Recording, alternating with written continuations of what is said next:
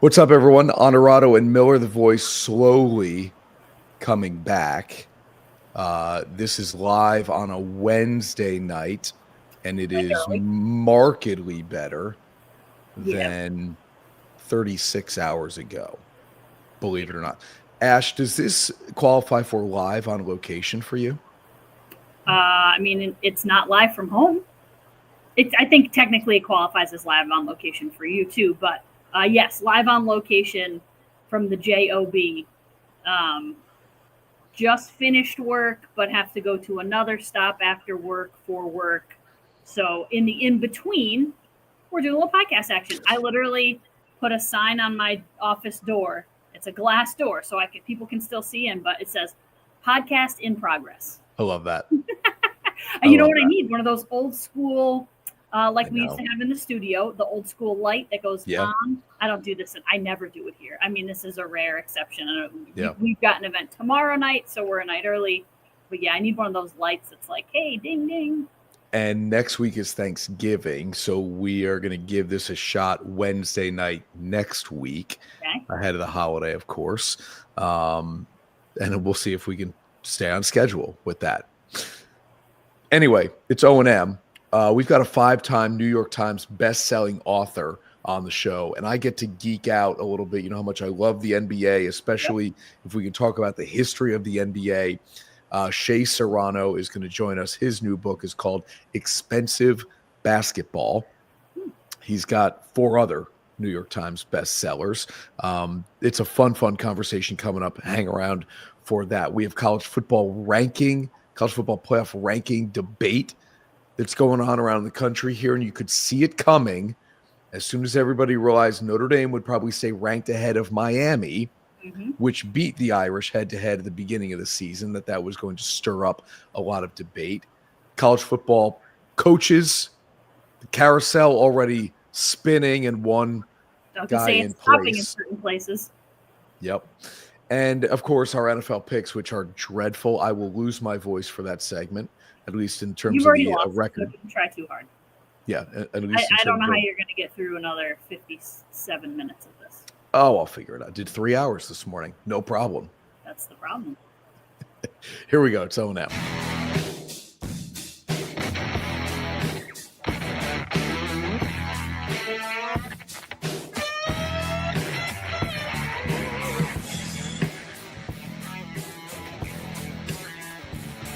This is Onorato and Miller, sponsored by Alpen House. And Ash, as I watch the clips in that show open roll, a reminder, we will have Jerry Jones, which has become kind of an annual tradition for us the day before Thanksgiving. We'll talk with Jerry Wednesday morning next week. Carol's checking in. She says, live from East Hills. Greetings. Hey, Carol.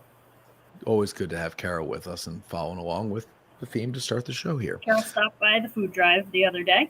Yeah, you guys brought in a lot of food for North Colony Central School District, right? The backpack program, important thing to do, obviously. Yeah. We did for all of our schools, and we've spent a lot of this week going through all of the donations that people have sent, and people are still, honestly, like every day we get really dropped off, like, hey, can we drop? Yep, sure, go ahead. So we're just sort of getting into the process of getting food out, because like getting it in, sorting it, resorting it, getting it back out has been a process in itself. Yeah, got to get to the kids. Really important. All right, we have some quarterback injury news to get to at the top of the show here. Again, live on a Wednesday ahead of Week 12, the NFL season. Joe Burrow, full participant at practice, and we'll put an asterisk here ahead of what we'll do in Dirty Difficult Done as to whether or not Burrow should play against the Patriots. And Aaron Rodgers does not need surgery on his left wrist, so he's pushing to play for the Steelers-Patriots on Sunday, and whether or not Rodgers should play. Do I have that right? Steelers-Patriots? I believe I do. I'm going to look it up here for you. So Steelers-Bears. Anybody play the Patriots? Patriots-Bengals. Okay. You're okay. So the Burrow thing here is if Rodgers can play, he should play, right? As long as, and And I heard stories already, Non-throwing hand, right? right, that Rodgers in the past has been forced to hand off with his right hand, right? And that's the whole thing, is like, can you take the snap? Right. But there are a lot of times if you're stretching, right, a run to the right, you're handing it off with the left hand. So, but Rodgers has done this in his career previously. So my thought is very simple, that if Rodgers can play, he should play over Mason Rudolph. Okay, let's get to the first part here. Burrow for full participant at practice. The anticipation has been, will Joe Burrow be ready by Thanksgiving? And will Cincinnati even be in contention by Thanksgiving? Well, that division, the AFC North, is so mediocre right now that the Bengals are still in contention, believe it or not. And yes, if Joe Burrow can play, he should play. I'm not only focused on getting Burrow healthy for next year. We're paying him a lot of money to be the starting quarterback of the Cincinnati Bengals. If he's healthy enough to play, with or without Jamar Chase, he should play. Yeah, I think so too. But I think it's a matter of like, if he's healthy, if he's not 100%, and you're worried about extending this injury beyond next week and the week after, then don't play him. But if he's healthy enough to play, then yes, he plays, because somehow, despite the Bengals not being very good, they're still in contention in a mediocre division. Yeah. Look, full participant at practice suggests to me he's healthy enough to play. Now, that's on a Wednesday. Practice is practice. You're not getting hit in practice ever. Yep. Especially as a quarterback, ever. Yep. You're not full speeding probably for the most part. So Rodgers has the Steelers in first place in the AFC North. You said they're at the Bears, correct? Every game is critical for Pittsburgh at this point. I don't think you're getting a wild card team to come out of the AFC North. So you've got to win that division. Yeah. And who's better than Aaron Rodgers against the Chicago Bears? 25-5 all time in his career. He has audibly declared owning the Chicago Bears in the past during a game. Again, if he's healthy enough to play, you've got to play him over Mason Rudolph. This is why you signed Aaron Rodgers, to get you to the playoffs, to maybe even win a playoff game for the first time in 8-10 years. This would be, and if I'm Rodgers, maybe I do play next year, but I'm on borrowed time. If I can get under center, I'm doing it. And Ash, if you put him in shotgun, there really shouldn't be a snap that is, really impacting that left wrist. I'd rather take a snap from under center than a shotgun snap with a broken wrist. Ball pops up under the center. Okay. Yeah, I'm good. I mean, I know he's probably, his left hand is on top, which is going to be painful. Like if he's coming, it'd be on bottom. You're going to take it with your right. I definitely take it with my left on top, but just the easier to pull back. It's more natural to pull back with your. Yeah, so you come out, right? So your throwing hand is up under the center's butt, and then the offhand is underneath. You take it, right, and it lets you kind of turn it over, and now I'm here to my right. You know what I mean? Yeah, for me, it would feel more natural to just be able to tuck it and come up, but I wonder what the percentage. I wonder if every quarterback has throwing hand up under versus. I mean, probably, but yeah, I think so. I don't know. For me, they snap it kind of hard, so that's what I know that's what you're saying by being up under. But I also think like they put some, giddy up on it when they're taking it from the shotgun. So yep. I'd be interested to see, and it requires you to catch it versus just take a handoff, which seemingly, having had a broken wrist before, my guess is they're not going to cast it because that would take up Correct. Too much. It would disable too much of his hand. Correct. So they're going to. Yes. Who did I hear say this earlier in the week that I think it was Matt Hasselbeck said he had an injury like this. They cast it during the week, cut off the cast on game day, and cast it again right after the game. So, I mean, if you've never had, it's almost impossible to explain unless you've had it happen. To break a bone, and I've broken my left wrist, which is what he has done. Until you get the cast on, there is no pain relief, literally none. So like even just a regular old brace, Yeah. It's amazing what a cast can do. It just like disables all the movement. Like the relief is immediate when your arm is casted. So to take it off and then be like, here, go play a game. It's not gonna be that fun. And I'm not saying this solves everything, but you certainly didn't have the drugs available to you that NFL players would have as a numbing agent in a lot of ways, right? Nick says we got the two-headed Joes. I did have high hopes for what Flacco might be or And he do. was good for 1 or 2 games. Melissa's checking in. Hey, Melissa. And from the Jersey Shore. Wow. Who knew? We really are. We're getting across the country this year, this season. We don't have seasons. I was going to say, like, this is like season 5 of O&M. It's just a never-ending cycle. Year 5 of O&M. We're Jersey Shore. I don't think this is year 5. Maybe it's year 3. I don't know. But no, started April of 21. Oh, my God. That long, huh? Nobody would ever thought. And now, Dirty, Difficult, and Done. Sponsored by Performance Industrial. And Ash, I just did you dirty cutting you off there. Sorry, but a shout out to our buddy Bill Miller for being part of the show each and every single week. All right, Jamar Chase, Ash, has done not only Jalen Ramsey or himself, but also the Bengals playoff hopes dirty, suspended for a game for spitting on Jalen Ramsey. And it's clear as day when you watch the video to even think about denying this when everything, especially on a field, court, ice, everything is caught on camera, whether you're on the sideline or between the lines. To think about denying it and getting away with it is crazy. I think it's funny. And maybe when you're in the throes of it, you're like, oh, the camera's on the football. So I sort of get it. But at the same time, like, you have to know there's a view somewhere that they're going to find. To spit and then be like, oh, maybe they didn't see it. Because it's clear. It's transparent. It's not transparent. What an idiot. Spearsy checking in as well. The spitting thing for me. How old are we? Nick.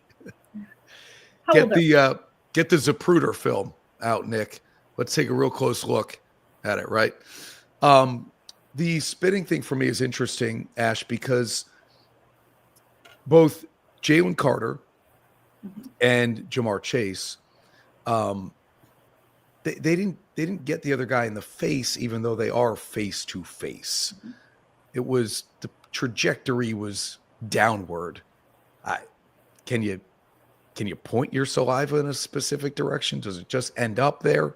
I mean, it's generally, I said this to you, I think the other day, remember you are spitting through a helmet.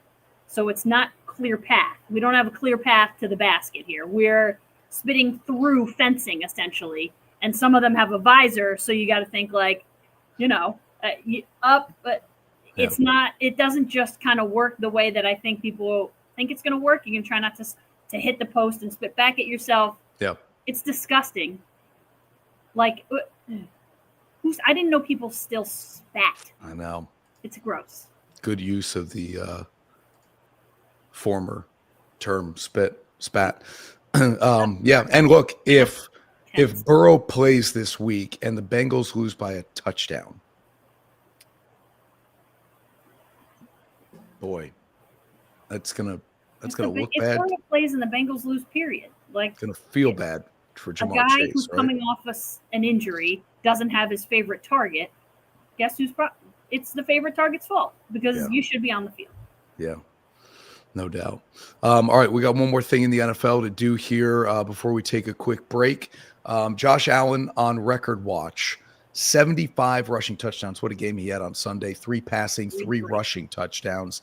Now up to 75 and tied with Cam Newton for the most ever. Obviously, he's going to pass this record, whether it's Thursday night against the Texans or He could week double it up. 13, week 14. It's coming very soon. And he will obliterate it. He will set a standard here that who's going to catch it? Nobody. He has so many years left. We say that. I know. We say that, though, and you're going to get people who are, like, naturally rushing quarterbacks. Like Cam Newton was a rushing quarterback. Somebody who runs a lot of option. You can get somebody someday. I'd have to check Jalen Hurts' number there. All the tush-push action he gets at the goal line. No, it's a lot. Right? Yeah. He'd be a guy who might get you there. Here are the Super Bowl odds. And remember last week, Ash, the Chiefs were tied with the Eagles for overall favorites in Vegas to win the Super Bowl. Now, look at where Kansas City is. But still, 1, 2, 3, 4, fifth. And they're 5-5 and out of the playoffs. And they're fifth. The Ravens aren't in the playoffs. They're eighth, technically. The Broncos and the Patriots are both 9-2, and look at them down there, right? I mean, look, Vegas is playing the game of, hey, they've been great in the regular season. They both won 8 straight games, but we aren't believers in what they would do come postseason. I'm not sure who I trust. You know, we've had a lot of talk about trust this season. Like, Who do you trust more? Who do you trust less? I don't think I trust anybody. I don't know who to trust. Maybe the Eagles, but maybe not. I'm surprised the Rams are this high up. I don't trust the Bills. I definitely don't trust the Colts. After last week, I don't trust the Lions, or this week. I don't know. Yeah. I'm not sure who I trust to win a Super Bowl. It's going to be a wild ride, but this is what makes football so fun. I love when this is what it is. Not like, oh, the Chiefs are going to run the table and win 3 Super. Like, I don't like that. That's no fun. This is more fun. I agree. And I like the Rams on this list, or any list for that matter, as the team that is best positioned right now to win the Super Bowl. Everything they're doing. Stafford playing at an MVP level. He hasn't thrown an interception since early September. They have a dominant defense when it calls for it. And they can run the ball. And they got Sean McVay, who's done it before. To me, the Rams should be the favorites to win the Super Bowl. I get why it's Philly, because the Eagles just keep finding ways to win, even if you don't think it's pretty. They're the defending champs, and they keep finding ways to win, and they are currently the 1 seed in the NFC if the playoffs started today. I have your answer. 71. Jalen Hurts rushing touchdowns. He's right. How is that possible? 55, and are these? It's just career. Doesn't regular season versus playoffs? I think it's just regular season. Oh, okay. So that would be different. 55 regular season touchdowns, if that's the case. 71 total career rushing touchdowns. All right, you've got 2 screens working there. Let's check the numbers, regular season versus total. We'll take a break here on Onorato and Miller. When we come back, Virginia Tech has hired James Franklin to be its next head coach. Is that a good move for the Hokies? We're back in a minute here on O&M. Imagine coming home after a long day and slipping into your own personal hot tub from Wellness Spas. Let the stress of the day melt away as you soak in the therapeutic benefits of the water.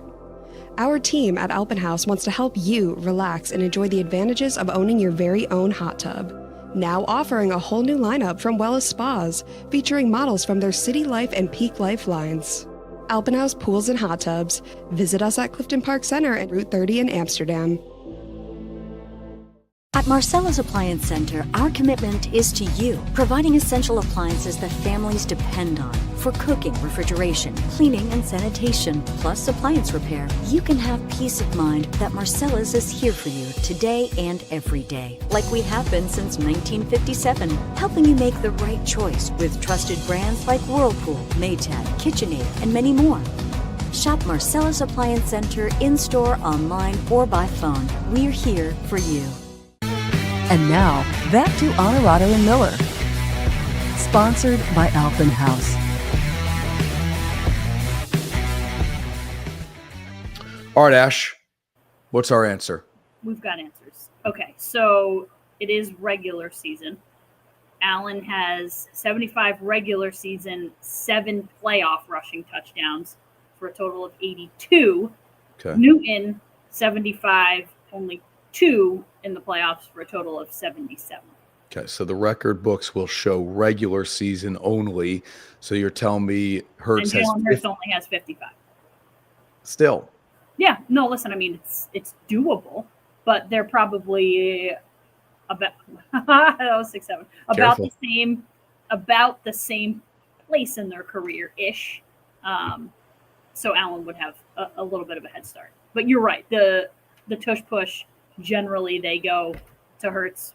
Although they've leaned on Allen a lot, they've kind of turned to that anytime they're near the goal line anyway. So I guess they both have kind of a similar,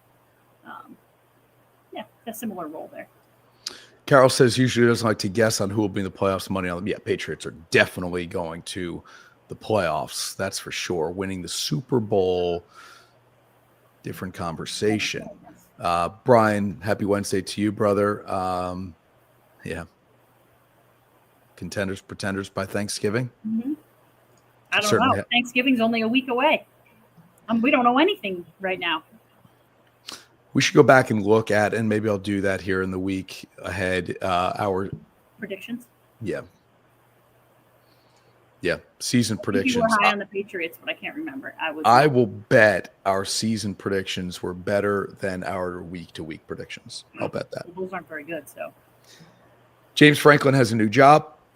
He and Penn State reached a buyout agreement to settle the rest of his contract, and he's going to Virginia Tech. Program, Ash, that largely has been, I'll say, irrelevant, and certainly has not sniffed the college football playoff when it was either 4 teams or now 12 teams. I was going to say, they have been, listen, Frank Beamer was great, but they haven't been relevant since he was their head coach and Michael Vick was their quarterback, essentially. Now, Franklin's not taking this job if Florida and or LSU were interested. Right. Which tells you they weren't, because he wouldn't even sign the contract if there was a chance at one of the other two. Yep. Look, he wanted to coach. It's a great hire for Virginia Tech. Mm-hmm. Franklin has proven he can recruit Vanderbilt, Penn State. Now he'll try to do it at Virginia Tech. Great hire for the Hokies. And Franklin wanted to coach. So there's your match. Okay, I'm not going to get too hung up on was it the right move for both, either, whatever. Steve Sarkisian says, I am not going anywhere. And there's speculation about whether the NFL would be interested or if he would take a job like an LSU also within the SEC. You don't leave Texas and take another college job. The money at Texas is there. They will recruit like crazy. You don't leave Texas. Only the NFL could pull him from that. And Lane Kiffin's future here, I mean, look, if my thought is if he were going to stay at Ole Miss, he would already have a contract extension. He is playing the field and enjoying every moment of it. That guy's active on Twitter. Or socials, whatever. Also, LSU and Florida are the 2 remaining jobs that could potentially get Kiffin to leave Ole Miss or the NFL. Mm-hmm. And I think Kiffin is going to play this thing out. What will get ugly is if this goes into the college football playoff, which I believe it will, and he has already agreed to take the Florida job, for instance. He's going to leave an Ole Miss team in the midst of a playoff run to get a jump on recruiting. Like, Florida's not going to wait, right? If we're going to hire you, you're coming, dude, as soon as that regular season is over, so we can get on the recruiting trail and the transfer portal and all that stuff. I'm not going to wait for you to potentially make a run through the playoff. That's when this thing gets ugly. Which I think is always so interesting. Like, it's like the regular season, we can wait that long, but we can't wait through the playoffs, because now once people's seasons are over, most people hit the portal after the regular season. You better be available then, otherwise we're not waiting for you. Yeah. It's fascinating. All right. Games to watch this weekend. Not a ton of ranked, unranked games here. This is a very soft week before we have that last regular season weekend after Thanksgiving. Missouri and Oklahoma, those are a big one in the SEC after the Sooners went on the road and beat Alabama. USC and Oregon, Huge game there. USC's playoff hopes are over. The Trojans can't win at Oregon, and the Ducks kind of need this one too in a lot of ways. Pitt has been gearing up for this game at Georgia Tech. Kind of took it easy the last couple of weeks, if you will. That ACC title still in play. They played Notre Dame last week, no? Sorry, I mean in terms of guys they made available for those games. Gotcha. Right? They understood the importance of the ACC games left on the schedule, not necessarily the non-conference. And then BYU in the Big 12, still only one loss, opportunity to still make the playoffs there if you're the Cougars. Not an easy one at 7-3 Cincinnati. This is where the debate is raging right now. Top four unchanged. Ohio State, Indiana, A&M, Georgia. What a wild game that was for A&M to come back from a halftime deficit of 30-3. Was Alabama not 4 last week? Oh, maybe. I think Georgia moved in. You're right. Yep, Georgia was 5. You're right. So unchanged in the top 3. Georgia goes to 4. Texas Tech has, if you haven't watched Texas Tech this year, and my guess is you haven't, they have won as impressively as any team this season. A dominant defense, and they can score it as well. The Red Raiders are at number 5. Lane Kiffin's Ole Miss squad at 6. Oregon, Oklahoma. Here's the controversy. Notre Dame at 9. And Notre Dame has been sitting at 10 or 9 the last few weeks. Mm-hmm. So this is not a new ranking for Notre Dame. What's upsetting people is we are now closer to the end of the regular season. Fewer opportunities for teams to make up ground on a Notre Dame team, which has 2 losses and in the eyes of a lot of people, not worthy of the playoff. And sitting at 13 in parentheses, there's Miami. Miami beat Notre Dame opening weekend. Close game, field goal in the rain. And everybody is hanging their hat on the head-to-head matchup. Here's the problem. Miami, for the people claiming that Miami has these great wins on its resume, Notre Dame's a really good win on the resume. They lost to unranked SMU, and they lost to unranked Louisville. Notre Dame has lost to ranked Miami, 13, and number 3 A&M by 1 point to the Aggies. It's not. I get the discussion of good losses versus good wins. You're going to say to me, yeah, okay, but Chris, but who has Notre Dame beaten? They beat USC. They just pounded Pitt. They obliterated what was a ranked Navy team, a Navy team that, oh, by the way, could still get into the playoffs, potentially as the American Conference champion. I'm not saying Notre Dame has great wins on its resume, but their 2 losses are much better than Miami's. To me, that's the difference there. If they played again on a neutral field, would Miami win? Maybe. Yeah. But I don't know that we're going to see that. I have no problem with the rankings here. How often do we talk about this? It matters when you lose. It is, ask Alabama. You would much rather lose the first week when people are going to excuse you and nobody's played together and you're starting new people and nobody knows what anyone looks like. You lose now in the season and you have a bad loss now and people don't forgive that. Yeah. And I'm not saying, not that Miami's are that recent or egregious, but they're not good. But I still think there is so much to not only who you lose to, but when you lose. And the join a conference argument does not apply here. The ACC stinks. Yeah, they're no good. It's terrible. So I can't look at Miami's schedule being a conference member and go, oh, it's so much better than what Notre Dame. No, it's not. Yeah, I mean, listen, Notre Dame doesn't have that great of wins, but like you said, right. Beat Miami, even if they beat everyone in their conference, I don't know that any of those wins are all that good. Yeah. Georgia Tech not pictured here, number 16. We did say they'll play Pitt this week. They also will play Georgia if they're looking for kind of that resume builder. We'll see how that goes. All right, quick break here on Onorato and Miller. When we come back, our picks for the week. The great thing about novices, no matter who you are, they're going to put all the detail in the world into your brand. I feel like they have been a big part of my success, making me feel comfortable. This is Harrison Butker, Super Bowl champion kicker for the Kansas City Chiefs. Claim your crown. Get ready for the thrill of a lifetime with Tracker fishing boats, available at Alpenhaus. Feel the rush as you reel in your trophy catch, supported by Tracker's unmatched stability. Prepare to conquer any challenge with cutting-edge tech at your fingertips and the freedom to explore without limits. Make waves this season and experience the ultimate fishing adventure with Tracker fishing boats at Alpenhaus. Your source for fun since 1964. The great thing about novices, no matter who you are, they're going to put all the detail in the world into your brand. I feel like they have been a big part of my success, making me feel comfortable. This is Harrison Butker, Super Bowl champion kicker for the Kansas City Chiefs. Claim your crown. And now, back to Onorato and Miller. Sponsored by Alpenhaus. All right, Ash, let's fire through these picks here, our NFL season. I turned up the lights a little, but it didn't really help. No, you're good. These are our games from last week, our picks. They didn't vary wildly. I'm going to go no comment here on the records. It is Not dreadful. good. Here we go. Giants at the Lions. Detroit at home, coming off a loss, ticked off.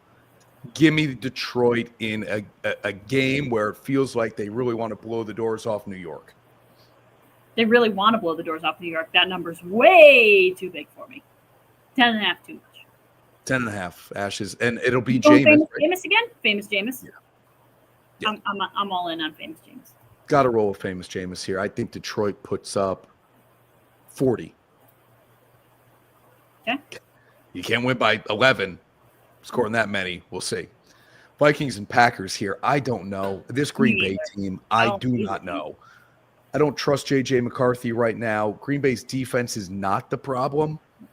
So hold the Vikings to a couple of touchdowns. You should win this thing by a touchdown. Jordan Love, let's go, dude. I know you've got injuries to receivers and tight ends and the offensive line, and maybe now the running back, Josh Jacobs. Let's go. At some point, you got to show it. This year doubt. hasn't quite been that. And we're both taking the Chiefs here. Home, giving 3.5 to the Colts. If they don't win this game, I'm done on the Chiefs, and maybe I'll believe in the Colts. But even then, probably still not. This is kind of my Patriots pick. I'm not gonna. I've been burned so many times picking against this team. Mm-hmm. I'm gonna believe that at 5-5, the Chiefs at home do not lose this game. I agree. Eagles and Cowboys. Home dog. We are not taking that bait after. Look, I know Dallas won Monday night. They were playing the Raiders, people. Relax. This is an Eagles team that is still really good and finds ways to win. Give us the Eagles there, -3.5. Sunday night on News Channel 13, Bucks and Rams. I'm going to take the Rams by a touchdown here. Tampa is so banged up and just as good as Baker Mayfield can play. Yeah. Not all there for him. And I think the Rams defense is so good and can be so dominant. They'll get after Baker and create some turnovers. Give me the Rams. Yeah, and listen, Baker's careless, and I know you love the Rams, which is why I thought, well, if I'm going to try to make up ground, then I need to, or win some games, then I need to go different from you. So figuring you would take the Rams, I took the Bucks, and I like the Bucks. You know I love Baker. Yep. But yeah, he can be a little careless. All right, so here we go for the week. Different in 2 spots.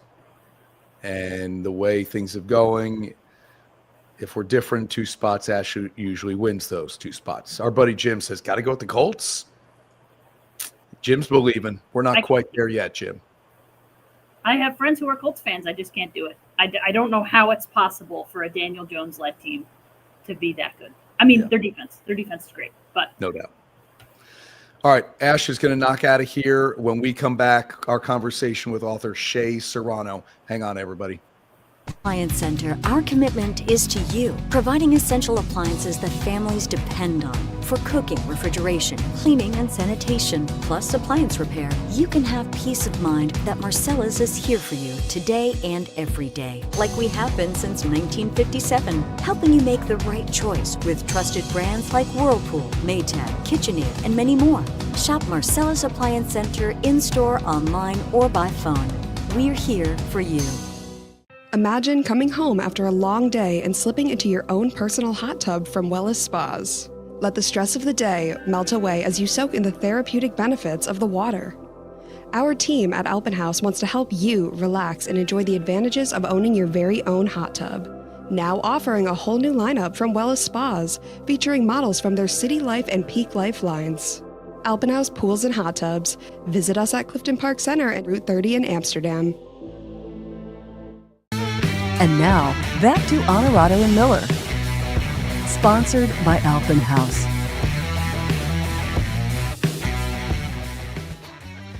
And we're back on Onorato and Miller, and it says something about our ability to get guests that are out of our league when enough people say to us, boy, how did that show get that guest? He's a 5-time New York Times bestseller. He doesn't need us. So it's a win for Onorato and Miller. 1, Shea Serrano, 0, taking the L by joining us and dealing with my voice as we come back. What's up, man? Thanks for doing the show.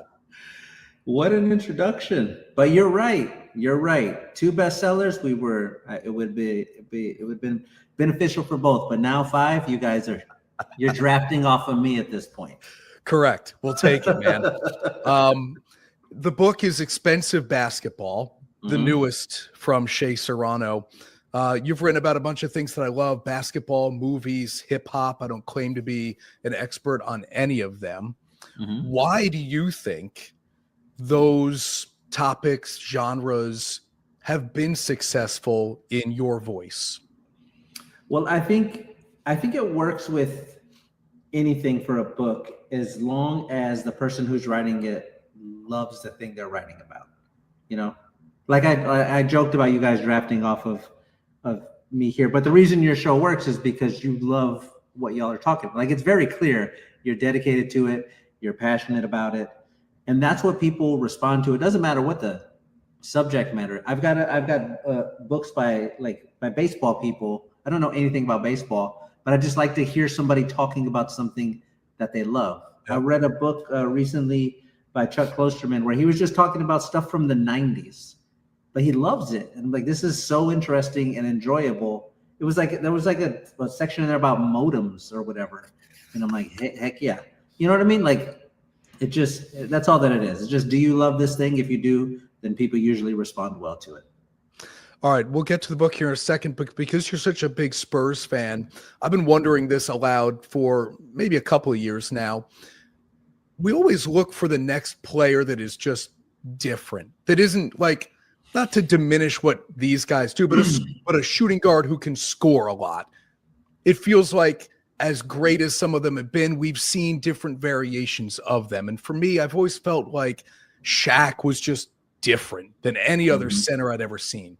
And then it was like, I've never seen Kevin Durant, who I'll call a 7-footer, do what Kevin Durant was able to do at that height.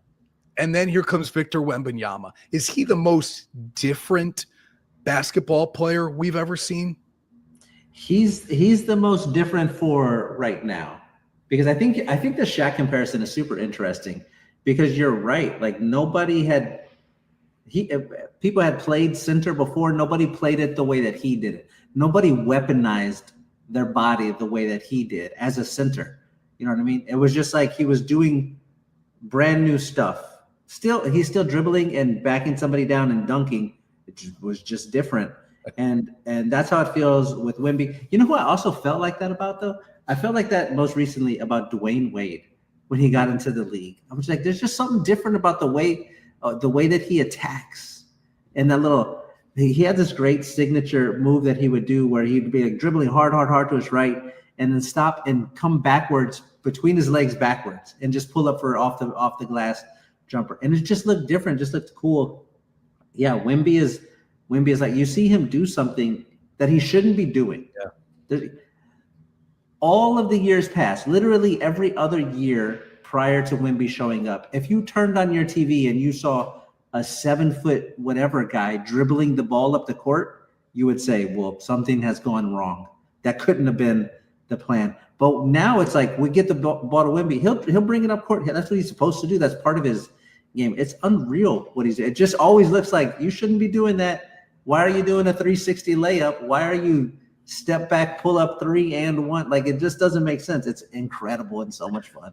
I'm trying to, and I like your D Wade shot there. It beats what was my thought about Russell Westbrook. Like, I've never seen somebody play downhill with reckless abandon that way, but D Wade was before him. I'm trying to enjoy, Shea, the uniqueness of Victor Wembanyama without holding my breath every time he does something, just because of what history has kind of taught us about somebody that size doing such athletic things. But I don't know, at some point you have to just believe that he's different, right? Yeah, you really do. There was a play early on, because I had that same sort of notion just watching him play and going like, this is kind of too good to be true, and I'm going to get my heart broken and something bad is going to happen. But there was a play in his first preseason game when everybody was super pumped. Oh my God, it's here. It's Wemby time. And a player fell into his legs as he was falling down. And I was like, oh my God. But the way that he went down, it didn't look like when Anthony Davis falls down. It was like a tree made of glass as it's going down. You know what I mean? But when Wemby went down, you could tell he had control of everything. He was protecting himself the same way that a guard does when they're going down, because they're used to falling down. And it just just that one play of like him moving his leg slightly, picking it up at the knee just a little bit to like cushion everything. I just went, oh, I don't got to worry about that part of this thing. Like it was more Kevin Durant. That's a good comparison. Also more Kevin Durant of like, oh, this big tall guy is doing all of this stuff in a way where he's like in control of everything. And finger. I'm with you though. Still, fingers crossed, please God. But so far, what we've seen, I'm feeling real confident. All right, the book is Expensive Basketball. The author is with us, Shea Serrano. Shea, when I get to work every morning, it's about, I settle in, I open up ENPS, which is what we use to do our newscast rundowns, and I pop open Twitter, and it's about 10 after 3 at that point when I'm kind of settled into my desk. And inevitably, it's not long after that, you'll tweet prime writing hours. Is that because you're not able to sleep? Does the brain never stop for you? How does it work with an author? No, I think especially if I'm working on a book or like a big project, it's just like you're always sort of processing something, always thinking about something. And every once in a while, you got to get up and just be like, I need to write right now, or I had an idea or a thought, or I want to like chase down something I'm thinking about. But I have at my house, I'm married and I have 3 sons. And so if you try to write at home while people are moving around, it's impossible. It's like, for me anyway, I need it to be quiet. I need for there to be no distractions, because as a dad, you're just like always sort of listening to a conversation happening over here. What did you say? What did he ask? Like I'm not even in it. Laramie is completely like capable of doing everything. What did he say? You know what I mean? You just start doing that thing. So yeah, I do enjoy writing at like 3-4 o'clock in the morning. It's really fun. Crazy. Why this book, where you're understanding the analytics and the measurements and the calculus that goes into the sport of basketball, but you're taking us through the emotions and the beauty of individual moments or individual skill sets in a lot of ways. Where did this come from? Well, so I knew I wanted the book to be about basketball. I hadn't written a basketball book since 2017. And I just sort of cycle through the same things when I'm writing. I'm like, I do a rap book, now a movie book, now a basketball book, rap book. Like it's like an order to it. I'm like, okay, it's a basketball book time. And so while I was trying to figure out what the book was going to be, I was like having conversations with other people, just sort of like searching for an idea at lunch, hanging out with a friend, doing whatever. And this same conversation sort of kept happening where I would ask somebody to tell me like a basketball memory that they had. Like, what's the thing that you think about that, makes you happy? Tell me whatever yours is. And the answer always followed the same pattern every single time. And as a way for this to like not be a theoretical discussion you and I are having, we could do it right now. So you tell me, like, what's a basketball memory that you have that you're just going to remember forever? Like a play, a game, in person, at home, doesn't matter, like just a basketball thing. Yeah, I'm thinking about it immediately. I've got two that come to mind. I had a VHS tape that was a Magic Johnson tape that made me want to go out into the driveway every time I watched it. Now, that's not a singular moment, but Sean Kemp was my favorite player growing up. I was a Supersonics guy in the 90s growing up, young. Like, his dunks to me, again, like a guy who's different, like in-game dunks. Again, I miss Dr. J and some of those guys who were great in-game dunkers. So Kemp for me was the first in-game dunker where I was like, whoa, this guy is not human. So with Kemp, let's say Kemp, that's an easy one. His most famous dunk is the Chris Gatling dunk. Yeah. Right? Where he points at him. And you like, a lot of people don't realize they had played before, they had gotten into a skirmish, so he had like some animosity toward him. That's why he celebrated the way that he did. Right. But if you're watching that play, even now, go watch it on YouTube. You're watching Kemp catch the pass out at the top of the key, see that the lane is there, see that the guy he's hunting is there, and he just goes, well, it's time to kill you in front of everybody. Yep. Boom, boom, dribbles in, one hand dunk, comes down, points at him, 2 fingers, not one, 2, as he's squatting down, as this guy. Now, everybody, when you watch that play, no matter what, even now as I'm hearing you talk about it or going in the driveway, you never go like, nobody was thinking as he's going up for the dunk, oh man, when he completes this dunk, he's going to be 9 for 17 from the field. Nobody thinks of a number when you're thinking about a thing that you love. The numbers might come later. Numbers are fun to like talk about. But every time I had that conversation with somebody, tell me about a thing that you remember. It always went just like what you're saying. Like you remembered, oh, I just felt like I needed to go in the driveway and play basketball. After watching Magic Johnson throw some no-look passes, I wanted to do it. I just remember the feeling of watching Kemp raise. It's always a feeling first. And after enough people had like told me their basketball thing, I said, oh, that should be the book.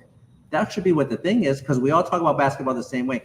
Basketball fans today are smarter than they've ever been. It's not uncommon to like just have a normal conversation with somebody and hear them reference a player's player efficiency rating or their like offensive box plus minus. There's more information now available than ever. And that's great. It's always great to like know more stuff. But when you talk to somebody about something they love, the number never comes first. And that's just was a very interesting idea to me. And I thought, okay, well, when I write this book, I want to do it that way. I want the feelings, the emotions to be central. The numbers will be in there, but like in service of something else. I wrote this question down, and now as we're talking about this and I'm thinking about this, I'm not sure that it's fair because each generation of basketball player grows up differently, right? Like if you have a 6'10" guy now, they're going to learn how to handle the ball differently. They're going to learn how to shoot differently. So play along with me if you would here. Is there a guy you loved watching who you just today's basketball wouldn't love? And one of my first thoughts was Allen Iverson. I loved AI, but his efficiency was not there in a lot of games, right? We call him the pound for pound best scorer. But would he be embraced today because he was undersized? He didn't have a high efficiency in terms of shooting the basketball. And then I'm thinking about Kemp. Kemp was a guy who, outside of 15, 17 feet, you may not love him taking that shot. He struggled from the free throw line. A lot of things that you could poke holes in his game as opposed to somebody who just attacked the basket. So I guess maybe just on the surface, a guy you loved watching that maybe today's game would go, yeah, but could he work now? Oh, there are a bunch of them. I will push back on the Iverson thing. Okay. Yeah, Kemp, I'll give you. Kemp would be like, he shouldn't be shooting that shot or whatever. Yeah. You know, like I get that. Iverson, though, Iverson was just so incredibly cool, so incredibly captivating.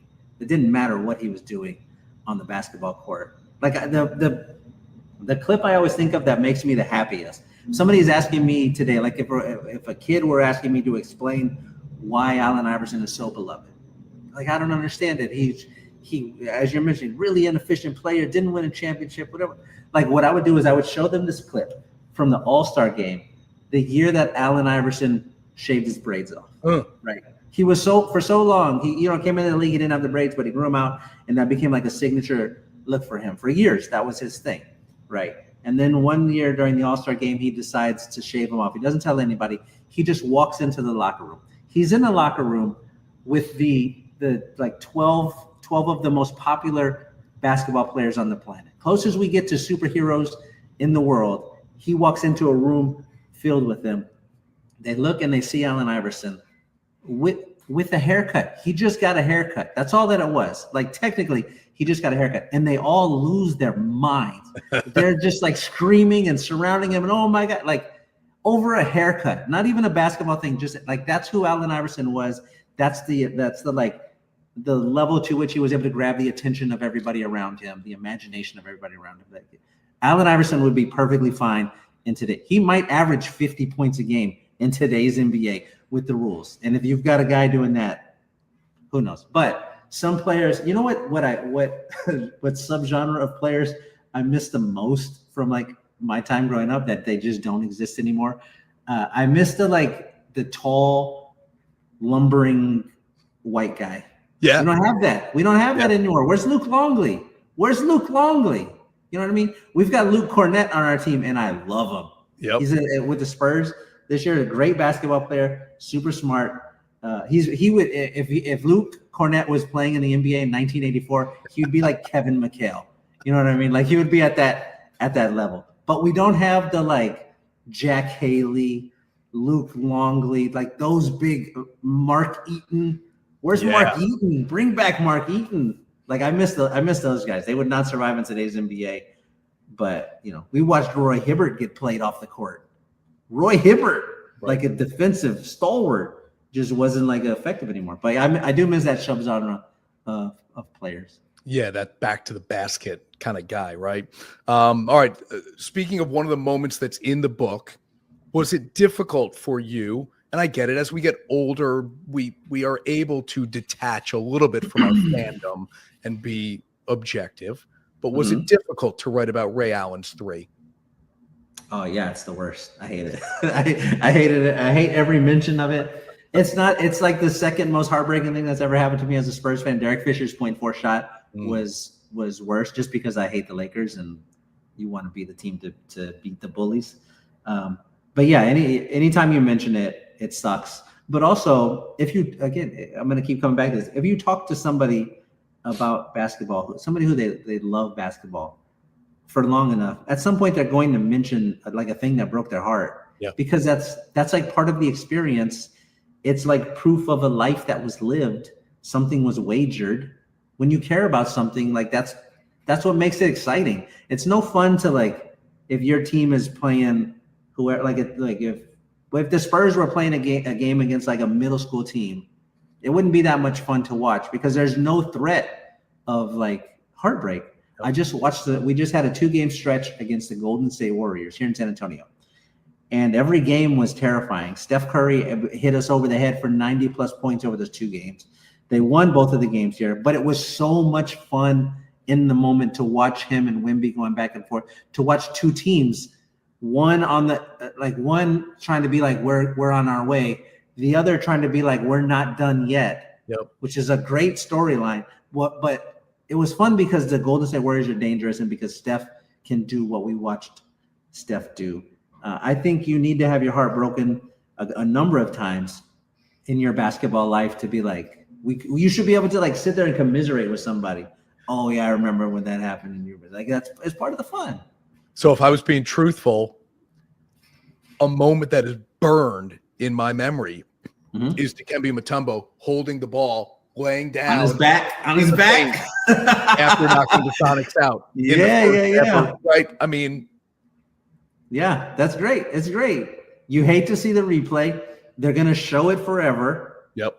But it's just like it's part of it. I know when I'm scrolling on YouTube and I'll see a video of like clutch 3-pointers, but they get more ridiculous each time. I know the Ray Allen one is going to be in there near the end, and I just watch it with like squinted eyes, and I try to. Okay, but what's it? It's just part of it, and it's fun.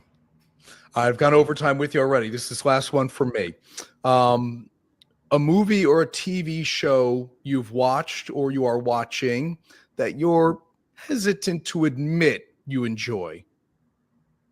Oh man, this is an interesting question because I feel like if you like a thing, you should just like the thing. It's successful, there's no like guilty pleasure. That's like It's just a thing you like, and it's fine. You're braver than me. That's all I can say. That said, I started last night watching this show called All Her Fault with Siobhan Roy from Succession, Sarah Snook. Right, great, super fun actor, and it's about her child gets kidnapped. That's how it starts. It starts with her going to pick up her kid from a play date, and she gets there, and the woman who answers the door is like, I don't know what you're talking about. I don't have your kid is not here. What do you? And she's like, no, I got a text from the mom. She said to pick my kid up from here. She tries to call the number. It's disconnected. Like, that's how the show starts. The first 2 minutes, and you're like, I'm in. And it's really fun. It's really good. It's got a great cast. It's got Sarah Snook is in it. Michael Pena's in it. Lawrence from Jay Ellis is in it. It's like a really good show. It's a good, fun show. Yeah. But I just started it last night, and so I'm like very high on it right now. I'm only one episode in, but that first episode, so much fun. You got to watch it. To me, it's like, if I get talked into watching the White Lotus series, I will maybe do it without telling too many people. Oh, you should celebrate it. The guy from the White Lotus is in this show too. Oh, the guy. Okay.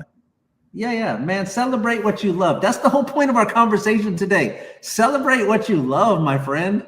If it makes you feel something, especially today in like this world where it seems like bad news is just banging you over the head all day long. If something makes you feel good, Sarah Snook made me feel good watching that show last night. I'm gonna scream about it.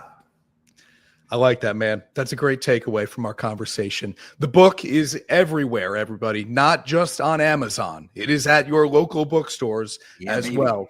It's called Expensive Basketball. Shea Serrano, the author, 5-time New York Times bestseller.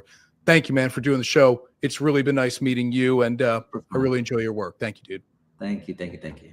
At Marcella's Appliance Center, our commitment is to you, providing essential appliances that families depend on for cooking, refrigeration, cleaning, and sanitation, plus appliance repair. You can have peace of mind that Marcella's is here for you today and every day, like we have been since 1957, helping you make the right choice with trusted brands like Whirlpool, Maytag, KitchenAid, and many more.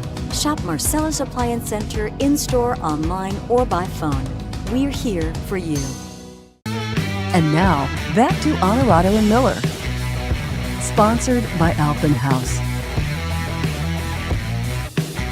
All right, that's our conversation with Shea Serrano, who's got the new book out called Expensive Basketball. The Christmas tree is up.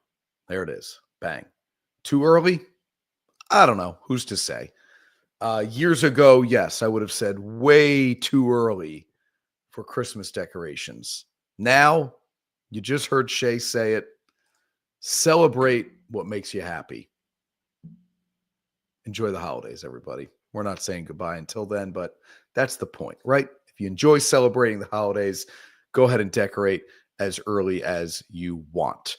All right, we're back next week with Onorato and Miller. We're going to do that on Wednesday night, again, ahead of the Thanksgiving games. A really good triple header in the NFL on Thanksgiving. Thanks for hanging out, everyone. Have a great weekend. We'll see you next week on O&M.